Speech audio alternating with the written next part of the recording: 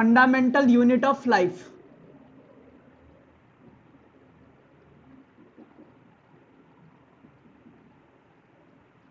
क्या चीज है ये? देखिए तो क्या चीज है ये? देखो, लाइफ की एक यूनिट है फंडामेंटल, मतलब बेसिक। इसका क्या मतलब हुआ? सपोज करो इस घर की बात करते हैं और इस घर को तोड़ना शुरू करते हैं, तो लास्ट में हमें मिलेगी ईंट, और उस ईंट से ईंट जुड़ जुड़ करके पूरा का पूरा घर बनता है। तो उस घर की जो यूनिट है वो क्या है? वो ईंट है। तो इस घर की यूनिट क्या हो गई? वो ब्रिक है। उस ब्रिक को, उस ईंट को कई सारी ईंटें मिल मिल करके मेरे लिए दीवार बनाती है, और कई सारी दीवारें मिल करके मेरे लिए एक कमरा बनाएंगी, और कई सारे कमरे मिल करके मेरा घर बनाते हैं। इतना तो मानते हो ना कि भाई क्या हो रहा है? बेसिकली ब्रिक आपस में मिली तो वॉल बनी, वॉल मिलकर के रूम बना, और कई सारे रूम मिलकर के मेरे पास होम बना रहे। इसी तरह से हम लाइफ की बात करें, लिविंग सिस्टम की बात करें, लिविंग ऑर्गेनिजम्स की बात करें, तो दो तरह के ऑर्गेनिज्म हैं हमारे पास, एनिमल और प्लांट। तो अगर हम एनिमल और प्लांट से बढ़ेंगे तो ये कैसे बनते हैं? इनके अंदर कई सारे लाइफ सपोर्टिंग सिस्टम चलते हैं, respiratory system, digestive system, excretory system, जो आप 10th में पढ़ेंगे। तो वो सिस्टम एक्चुअली कई सारे ऑर्गन से मिलकर के बना होता है। मतलब एक सिस्टम को बनाने के लिए अगर मैं रेस्पिरेटरी सिस्टम की बात करूं या डाइजेस्टिव सिस्टम की बात करूं, तो डाइजेस्टिव सिस्टम में हमारे पास, या रेस्पिरेटरी सिस्टम में हमारे पास लंग्स है, लंग्स के अंदर एल्वेलाई है, फिर हमारे पास ट्रेकिया है, ट्रेकिया के बाद में ये नाक वाला हिस्सा नेजल फेरिंग्स है, फिर ऑरोफेरिंग्स है, फिर हमारे अंदर जाओगे तो एपिग्लोटिस। तो कई सारे ऑर्गन मिलते हैं तब जाकर के एक सिस्टम बनता है, और ये ऑर्गन बेसिकली टिश्यूज से बनते हैं।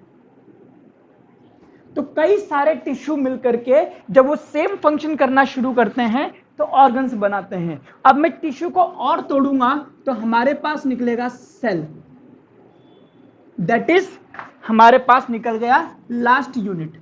तो इसीलिए हम बोलते हैं सेल को fundamental unit of life, fundamental unit of living system and fundamental unit of body. Clear? चलिए अब देखिए ये सेल होता क्या है। अच्छा, सेल बहुत छोटी होती है, इतनी छोटी होती है, माइक्रोस्कोपिक होती है। माइक्रोस्कोपिक का मतलब आप नेकेड आई से देख ही नहीं पाओगे इसको, कि सर जब देख नहीं पाए तो इसको, इसकी डिस्कवरी कैसे हुई? तो इसकी डिस्कवरी, देखिए बायोलॉजी का चैप्टर है इसलिए पूरा लर्न करने वाला है, मोशन वाला जो चैप्टर था पूरा समझने वाला था, दोनों में ये फर्क है। डिस्कवरी इसकी करी थी 1665 में रॉबर्ट हुक। इसने क्या करा?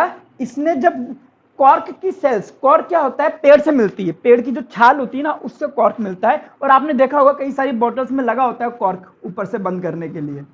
तो कॉर्क की जो सेल थी उसको देखा, अब वो दिखाई नहीं, तो उसने एक माइक्रोस्कोप इन्वेंट करा, खुद ही बना लिया। मतलब इतना बड़ा, इतना शाना आदमी था वो, इतना इंटेलिजेंट था कि उसने खुद ने ही अपना माइक्रोस्कोप बनाया। तो आपसे पूछे कि माइक्रोस्कोप की डिस्कवरी करी किसने थी? वो भी किसने करी थी?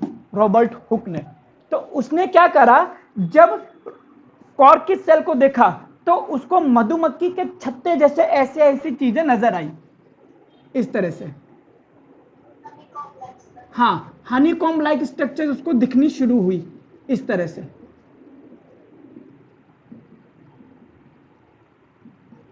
और ये बहुत छोटी छोटी थी, मतलब इनमें कोई रूम नहीं था, बहुत छोटे छोटे रूम थे। तो इन छोटे छोटे रूम को रॉबर्ट हुक जिस जगह पे रहता था उस वक्त उस जगह की भाषा थी लैटिन भाषा।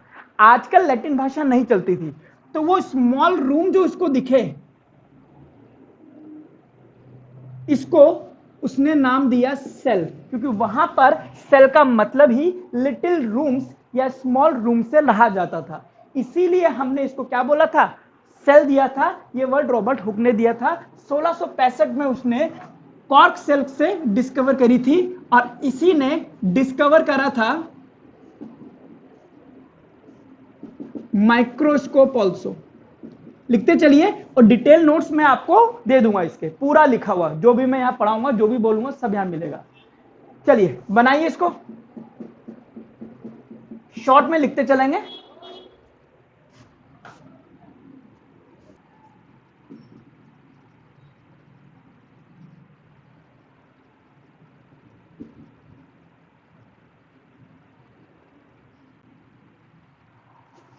आइए, फिर जब आगे इसकी स्टडी करी गई तो यह बताया गया कि हमारे नेचर में ऐसे भी एनिमल्स हैं जिसमें सिर्फ एक सेल मिलती है, पूरी बॉडी में सिर्फ एक सेल है।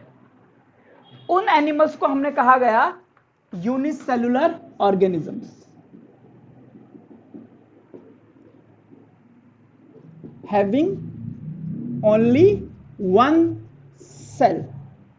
और जिसमें एक से ज्यादा सेल होती है उसको बोल दिया मल्टी सेलुलर।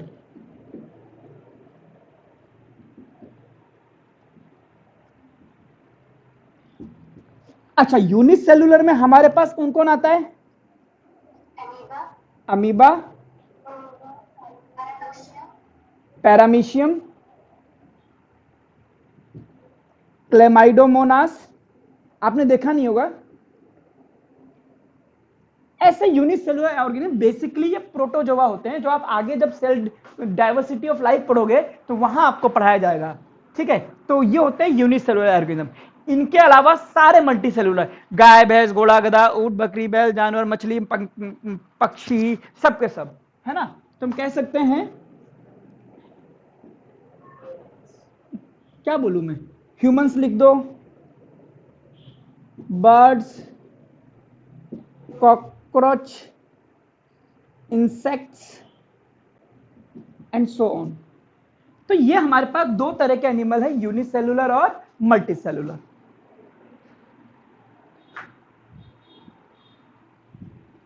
आइए और चलते हैं, और कुछ बातें। अब हमारे पास सेल के शेप और साइज डिपेंड करते हैं उनके फंक्शन पर। सेल कौन सा काम कर रही है उस हिसाब से वो सेल की स्ट्रक्चर होती है। जैसे हम लोग अपनी भी बात करें कि सपोज करो आप एक्सरसाइज नहीं करते तो आपकी बॉडी थोड़ी सी कोमल कोमल रहेगी, लेकिन जो एक्सरसाइज करते हैं उनकी बॉडी टाइट हो जाएगी। क्यों? क्योंकि उनका फंक्शन ऐसा ही है। आप अगर घर में बर्तन धोते हो तो आपके हाथ थोड़ा से ड्राई से रहेंगे, लेकिन आप बर्तन नहीं धोगे तो आपके हाथ काफी कोमल कोमल रहेंगे, ठीक है। तो डिपेंड, और इधर सोचो ना, अभी जैसे जिराफ है, जिराफ की गर्दन लंबी है, क्यों? क्योंकि वो ऊंचे ऊंचे पेड़ों पर खाता था। तो करने का मतलब ये हो गया कि जो हमारी फंक्शंस होते हैं हमारी बॉडी उसी हिसाब से अडेप्ट करती है। जो ज्यादा खेलकूद करता है, वॉलीबॉल खेलता है, उसकी हाइट बढ़ जाती है। जो नहीं खेलता उसकी हाइट नॉर्मल या घर वालों की तरह होती है। तो डिपेंड करता है। तो हम कह सकते हैं shape and size of cell depends on the function of cell. पहली चीज, फॉर एग्जाम्पल अगर मैं अमीबा की बात करूं, अमीबा की सेल का कोई शेप और साइज नहीं होता, वो चेंज कर लेती है। आपसे बोलो अमीबा बनाओ, आप ऐसे बना दोगे तो भी ठीक है, आप ऐसे बना दो तो भी ठीक है, और आप ऐसे बना दो तो भी ठीक है, क्योंकि इसकी सेल के बाहर की तरफ कोई ऐसी लेयर मिलती ही नहीं है जो इसके एक पर्टिकुलर शेप में रख सके। तो हम कह देंगे कि इसमें अमीबा changes its shape। इसके अलावा हमारे पास हमारी बॉडी की सबसे लंबी सेल कौन सी वाली है, पहले ये बताओ। सबसे लंबी सेल नर्व सेल, इसको हम बोलते हैं neuron. Is the longest cell of the body. मतलब ये 1 मीटर तक लंबी हो सकती है, 1 मीटर तक। और इसकी स्ट्रक्चर देखो ऐसी होती है, आप टेंथ में पढ़ोगे इस तरह से। तो डिफरेंट तरह की सेल्स होती हैं हमारे पास, और उनके सेल का शेप और साइज किस पर डिपेंड करता है? डिपेंड करता है वो कौन सा फंक्शन करता है उस पर। लिखिए इसको। तो ये तो हमने समझ लिया कि सेल किसने खोल क्या। अब इवन आप सेल देखते कैसे हो, पर लिख लिया ये सब कुछ। अब आप क्या करो, अनियन ले लो, अनियन को छीलिए, अंदर वाले पार्ट को चाकू से थोड़ा सा काट लीजिए, छोटा सा पार्ट, उसको रखिए और ये क्या नाम है ग्लास पे रख दीजिए और इसमें थोड़ा सा अनियन काटा है सेफ्रेनिन डाल दीजिए।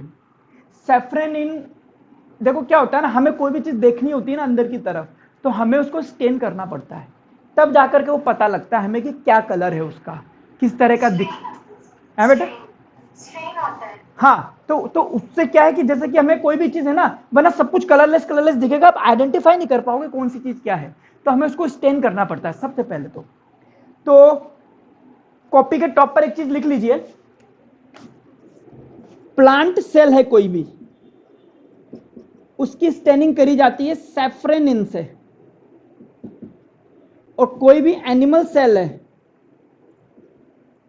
उसकी स्टेनिंग करी जाती है methylene safranin, SAFRENIN।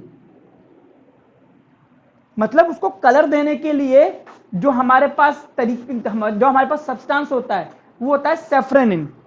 Plant cell को जनरली सेफ्रेनिन से स्टेन करते हैं और एनिमल सेल को मिथाइलिन ब्लू से स्टेन करते हैं ताकि वो कलर दिखे हमें और हमारी स्टडी इजी हो पाए, तो हमें दिखने लगेगा। हाँ, तो वो मैं कह रहा था कि अनियन की सेल को अंदर से निकालिए, उसको एक स्लाइड पे रखिए, थोड़ा सा उसमें सेफ्रेनिन डाल दीजिए, हल्के सा ग्लिसरीन डालिए और उसके ऊपर कवर स्लिप लगा दीजिए। आप जब स्कूल जाएंगे, प्रैक्टिकल अगर हुए तो वो कराएंगे आपको, फिर आपको माइक्रोस्कोप से सेल दिखाएंगे। तो जितनी भी सेल हैं इस दुनिया में, सबकी एक बेसिक स्ट्रक्चर है, सबकी। ठीक है, ईंट है, ईंट किसी भी मकान की देख लो, सबकी एक हुई, हल्का फुल्का होगा कि उसकी ब्रांड अलग है, अंदर नाम कुछ अलग है, तो थोड़ा बहुत सेल में डिफरेंस होता है, बट बेसिक जो फंडामेंटल स्ट्रक्चर होती है वो सेल की सबकी सेम होती है। तो जो सेल होती है, तो जनरली एक सेल में 3 बेसिक फंडामेंटल स्ट्रक्चर सब में देखने को मिलती है।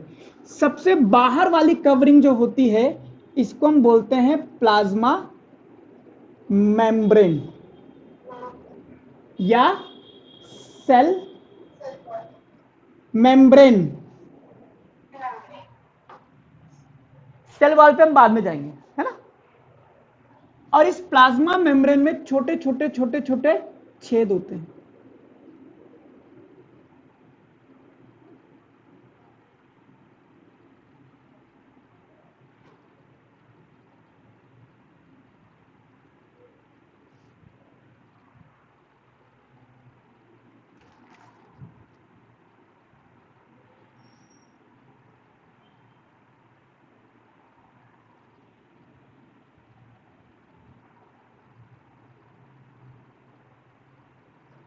ये प्लाज्मा मेम्ब्रेन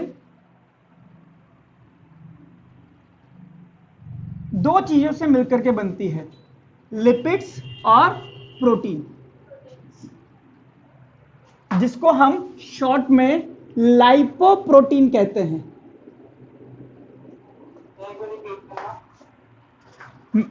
देख लेना यार, made up of lipid and protein. और ये बेसिकली डबल लेयर होती है ना, तो एक लेयर इसमें और खींच लीजिए ताकि आपको रहे कि ये डबल लेयर होती है।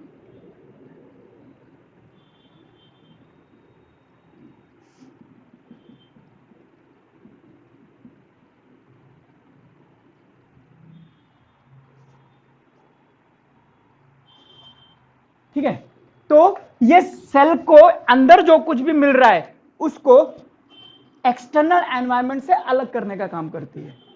ठीक है, वरना सब मिक्स हो जाएगा। ये क्या करती है, बाहर से किसी चीज को अंदर लाना है, अंदर से किसी चीज को बाहर ले जाना है, वो डिसाइड करती है प्लाज्मा मेम्ब्रेन, कौन अंदर जाएगा कौन नहीं जाएगा। तो ये अपने हिसाब से सेलेक्ट करती है कि किसको अंदर जाना है किसको नहीं जाना। इसीलिए इसको हम बोलते हैं selectively permeable.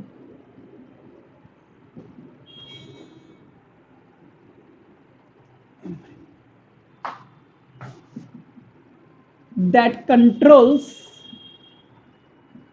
in and out movements of substances, that controls in and out movement of substances. Selectively permeable,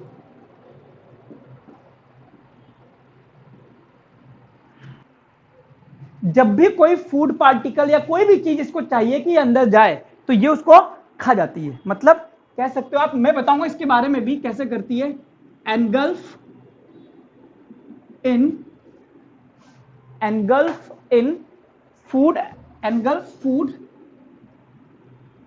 and material by endocytosis. अब ये एंडोसाइटोसिस क्या है बात करेंगे। हेरिंग डालिए। हाँ, डिफ्यूजन एंड ऑस्मोसिस। पहला प्रोसेस लिखिए डिफ्यूजन। क्या होता है डिफ्यूजन? देखो क्या होता है, कोई भी चीज खुद की हाई कंसंट्रेशन, कोई भी चीज खुद की हाई कंसंट्रेशन से खुद की लो कंसंट्रेशन की तरफ जाती है। फॉर एग्जाम्पल, आपने सुना भी है, पढ़ा भी होगा कि किसी कमरे के कोने में परफ्यूम की बोतल ओपन कर दो तो पूरे कमरे में स्मेल आ जाती है। ऐसा क्यों होता है वो समझिए। क्या होता है, जब आपकी परफ्यूम की बोतल है उसमें परफ्यूम के पार्टिकल की कंसंट्रेशन बहुत हाई है।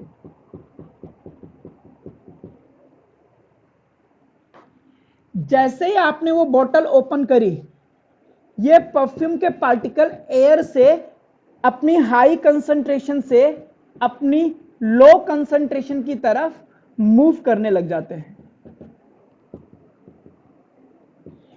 इसको केमिस्ट्री में नाम दिया जाता है डिफ्यूजन। तो basically diffusion is the movement of particles from there higher concentration to the lower concentration. लिखिए इस बात को, डिफ्यूजन में movement of gaseous particle, the movement of substances, movement of gaseous particles or substances, movement of gaseous substances or particles from their higher concentration, from their higher concentration to the region of lower concentration. तो किसी भी molecule का खुद की high concentration से ऐसी जगह पे जाना जहां पे कंसंट्रेशन काफी कम है, इस चीज को हम बोलते हैं डिफ्यूजन। जितने भी गैसेस होती हैं वो हाई कंसंट्रेशन से लो कंसंट्रेशन की तरफ ही जाती है। इसका मतलब यह हो गया कि प्लाज्मा मेम्ब्रेन अगर किसी गैस को अंदर लेना चाहती है तो क्या लगता है आपको, उसकी कंसंट्रेशन अंदर ज्यादा होनी चाहिए या कम होनी चाहिए? अंदर तो कम होगी सर, इसलिए आएगी ना। हाँ, अंदर गैस अगर नहीं है तो अंदर से बाहर आ जाएगी, और अंदर वो गैस ज्यादा है तो बाहर चली जाएगी। कैसे? उस बिल्कुल बिल्कुल, अब उसको भी देखिए। अच्छा, डिफ्यूजन लिख लिया आपने? अब देखिए ये काम कैसे होता है वो भी देखिए। ये आपके पास सेल है, समझना, यहां से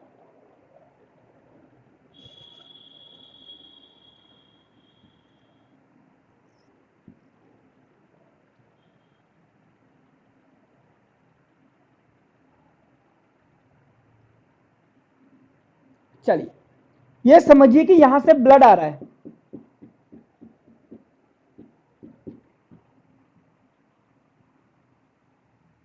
ब्लड के अंदर गैस है ऑक्सीजन, और ये है आपके पास हाई कंसंट्रेशन। तो ये ऑक्सीजन यहां से प्लाज्मा मेम्ब्रेन से होती हुई अंदर जाएगी। क्यों? क्योंकि अंदर क्या है ऑक्सीजन की? लो कंसंट्रेशन है। लेकिन अगर मैं ये कहूं कि अंदर की तरफ कार्बन डाइऑक्साइड ज्यादा है, तो ये कार्बन डाइऑक्साइड अंदर से बाहर जाएगी प्लाज्मा मेम्ब्रेन के थ्रू, और कहां चली जाएगी? ब्लड में, क्योंकि वहां पर इसकी क्या है? Low concentration. फिर ये ब्लड जाएगा हार्ट में, हार्ट से जाएगा लंग्स में, और लंग्स से ये बाहर ब्रीद आउट कर दिया जाएगा। तो इसको भी आप बना लीजिए डायग्राम को, ताकि आपको समझ में रहे कि हाई कंसंट्रेशन से लो कंसंट्रेशन की तरफ जब गैस जाती है तो इसको हम बोलते हैं डिफ्यूजन। और इसी तरह से सेल लंग्स से ब्लड में ऑक्सीजन जब जाती है तो वो सेल के अंदर जाती है। तो बेसिकली इस तरह से प्लाज्मा मेम्ब्रेन अलाउ करती है कि कौन सी गैस अंदर जाएगी, कौन सी गैस बाहर जाएगी, डिपेंड करता है उनकी कंसंट्रेशन। एक तो ये तरीका है।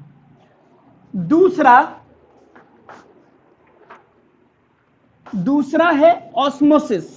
अब ये क्या बला हो गई, उसको समझिए। ठीक है, अलग से लिखना है ना, अलग वाले पेज पर।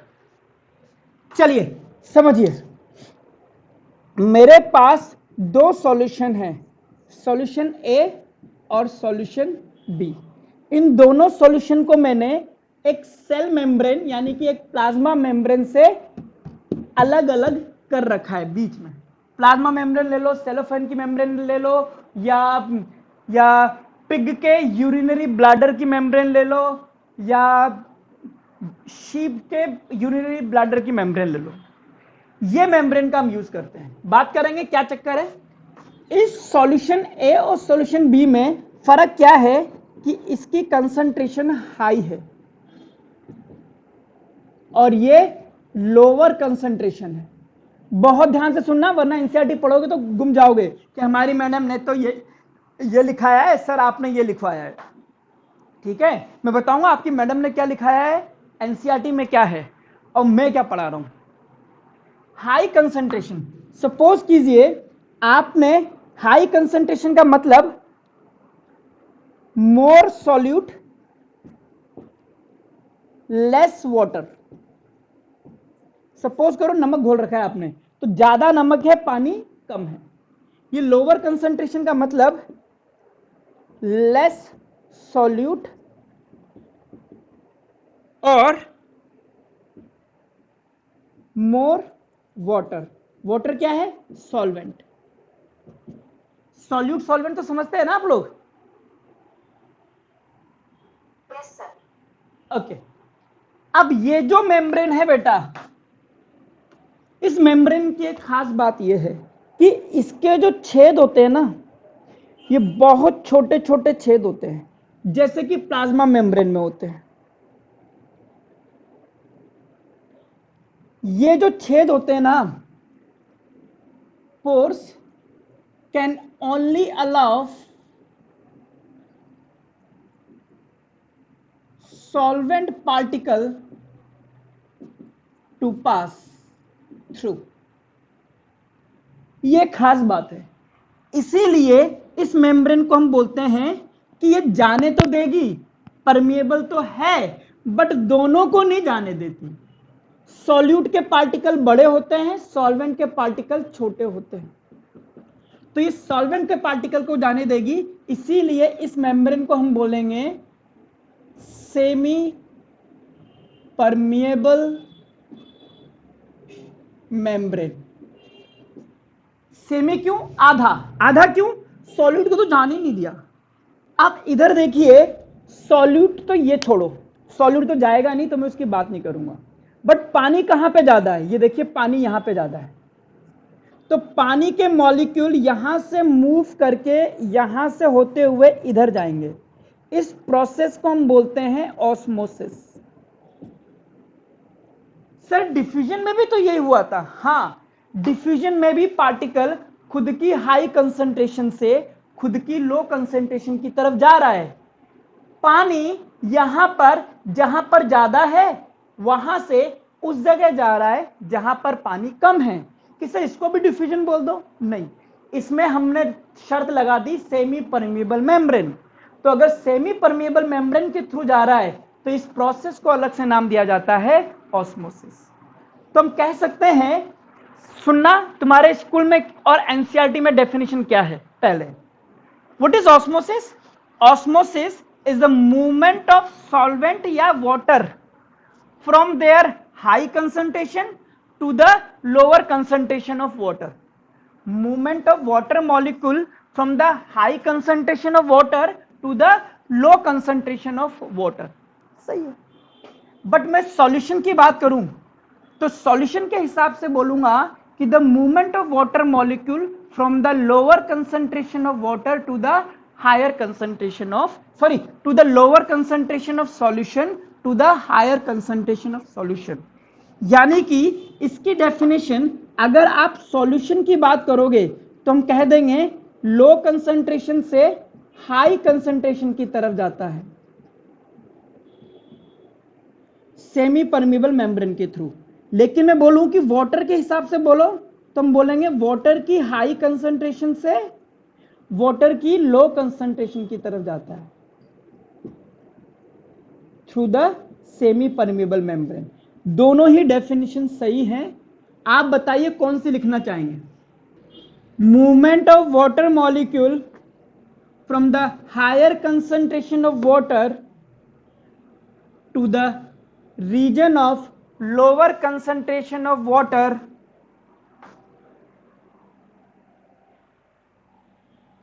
through the semi permeable membrane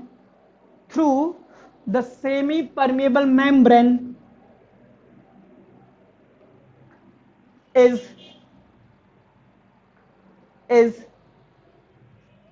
called as osmosis.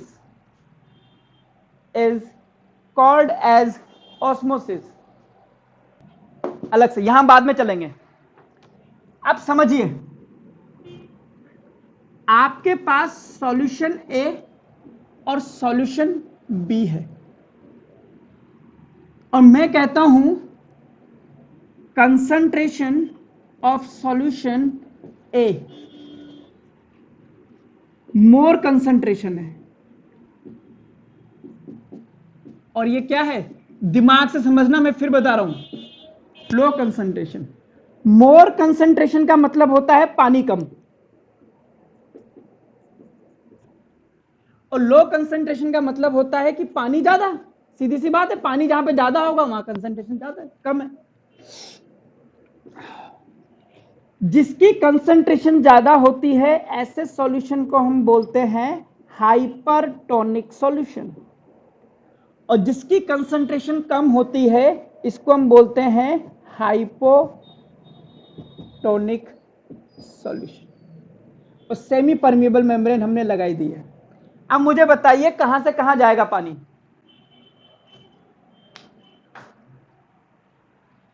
Sir high से लो जाएगा पानी।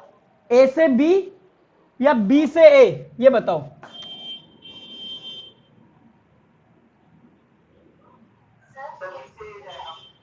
एग्जैक्टली बी से ए जाएगा वाटर का मॉलिक्यूल। यानी कि हाइपोटोनिक सॉल्यूशन से हाइपरटोनिक सॉल्यूशन की तरफ जाता है। इसको भी लिखिए एग्जांपल या अगला कॉन्सेप्ट। हाइपरटोनिक और हाइपोटोनिक का मतलब, अगर सॉल्यूशन ए और सॉल्यूशन बी की कंसंट्रेशन सेम है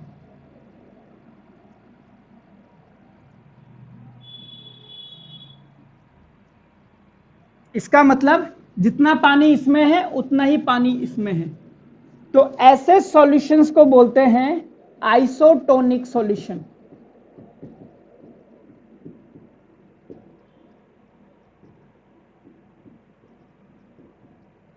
अब पानी का मूवमेंट होगा ही नहीं।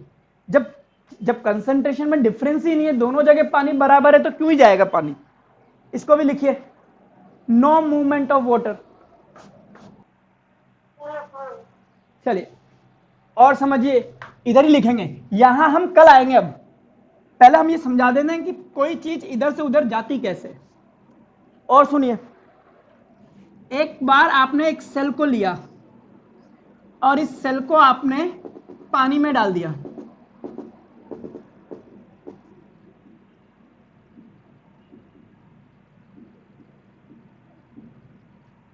अब बताइए पानी की कंसंट्रेशन कहां ज्यादा है।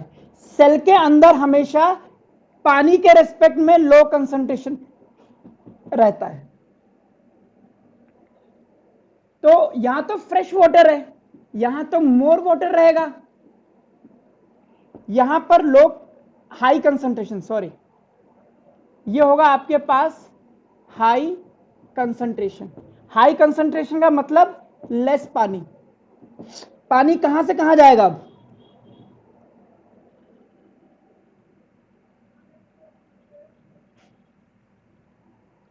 एक सेल को आपने पानी में डाल दिया, तो पानी किधर से किधर जाए।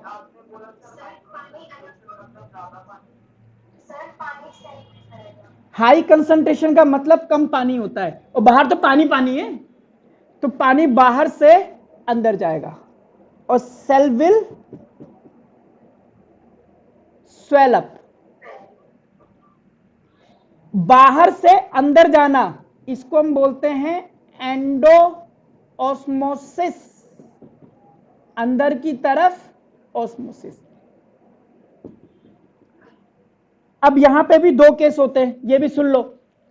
अगर ये एनिमल सेल है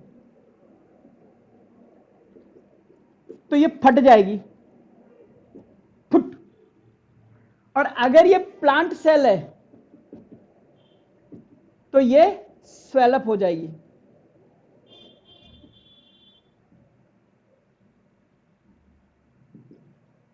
फटेगी नहीं, क्यों।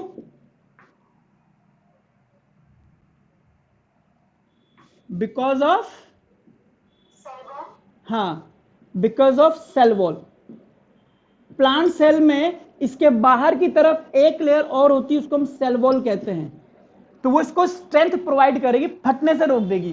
लेकिन एनिमल सेल फट जाएगी, क्यों, क्योंकि एंडोऑस्मोसिस होता है। एंडोऑस्मोसिस क्या है, सेमी परमिएबल मेम्ब्रेन के थ्रू पानी का अंदर की तरफ जाना सेल के। ये लिखिए पहली बात। अब ये चीजें आपने कई बार देखी, आप बाजार से गाजर वाजर खरीद करके ले आए, धनिया वनिया खरीद करके ले आए, रख दिया, धीरे धीरे धीरे धीरे वो सूख जाता है, क्यों, क्योंकि उसके अंदर का मॉइस्चर उड़ जाएगा।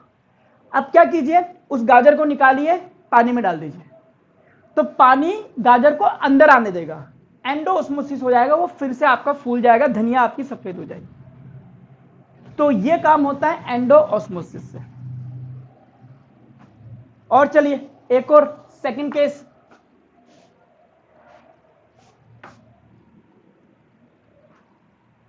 अब आपने इस सेल को हायर कंसंट्रेशन सॉल्यूशन में डाल दिया, यानी कि हाइपरटोनिक सॉल्यूशन में डाल दिया, यानी कि कह सकते हो सॉल्ट सॉल्यूशन में डाल दिया। अब यहां पर हाइपरटोनिक है तो यहां पर लो कंसंट्रेशन, लो कंसंट्रेशन का मतलब पानी ज्यादा। अब क्या होगा, पानी किधर से,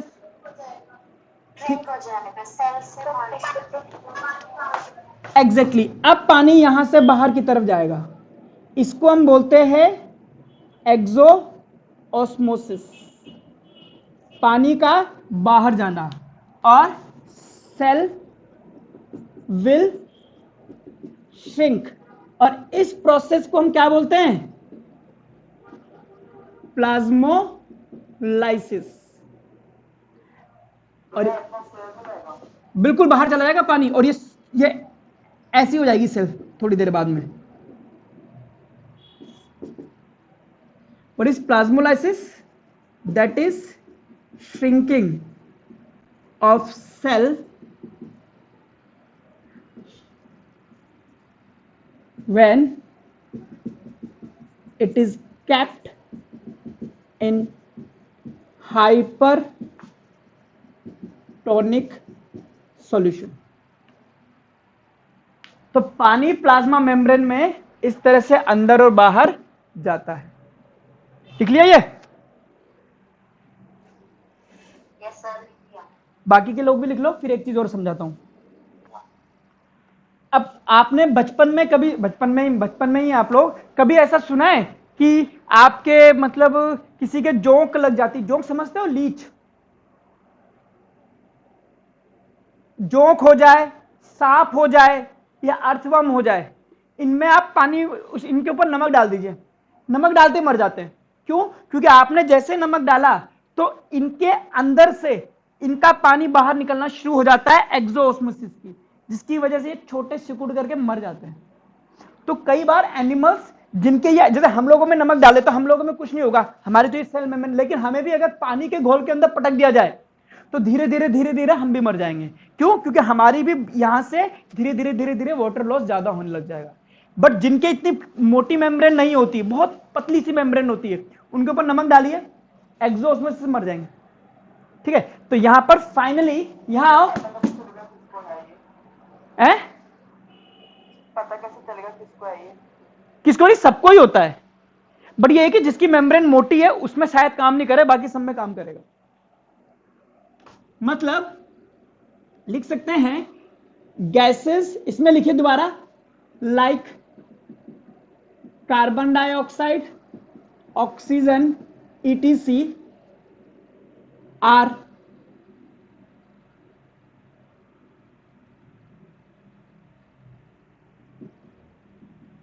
taken in and out by the process of diffusion. Water moves across the membrane